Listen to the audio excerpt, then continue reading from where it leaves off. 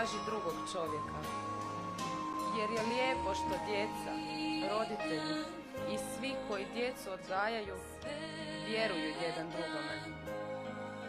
Ovo svjetlo želi posvjedočiti da postoji most do bližnjega.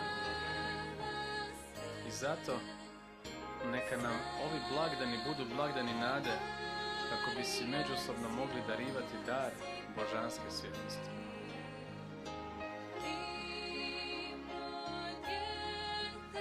Veliki ću narod od tebe učiniti.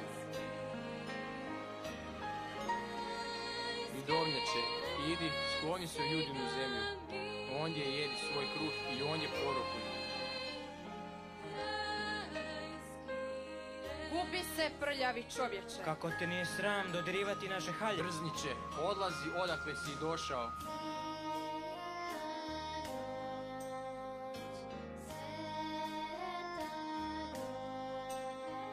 Zato što nogama gazite siromaha, podižete od njega daće žita. Možete graditi kuće od tesa na kamen, ali nećete nikada stanovati u njima.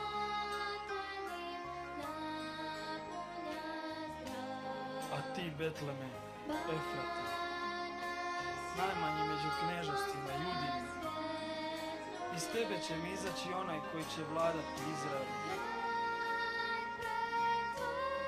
Ovako govori Jahve, ako me ne poslušate, da hodite po zakonu što ga stavih pred vas, slušajući riječi slugu mojih proroka, koje vam neumorno šaljem, premda ih do sada niste slušali, postupit ću s ovim domom kao sa Šilom i učinit ću da ovaj grad bude prokletstvo za sve narode na zemlji.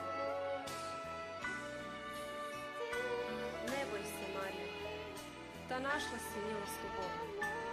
Evo, začet ćeš i roditi sina i nadjenut ćeš mu ime Isus. Tamo prema polju, u brdu su staje, vlažne, hladne i bez vrata, ali uvijek su nekakvog sklonište. Otvore zatim svoje blago i prenesu mu darove. Zlato, tamjan i smirno.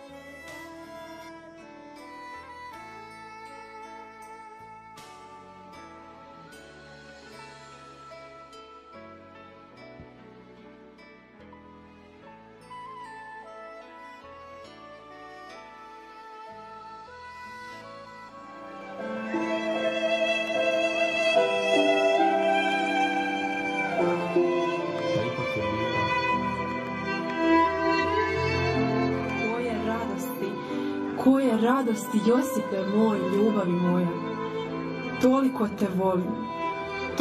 te volim, Josipe, i toliko sam sretna što si ti ta izabrana. Upravo ti baš sada sa mnom tu.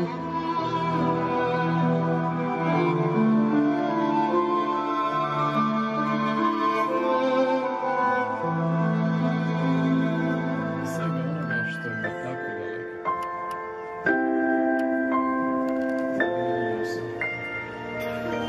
Pred njihovim očima siromašno dijete, kralj Izraela, očekivan od svih naroda, sin vječnog Boga.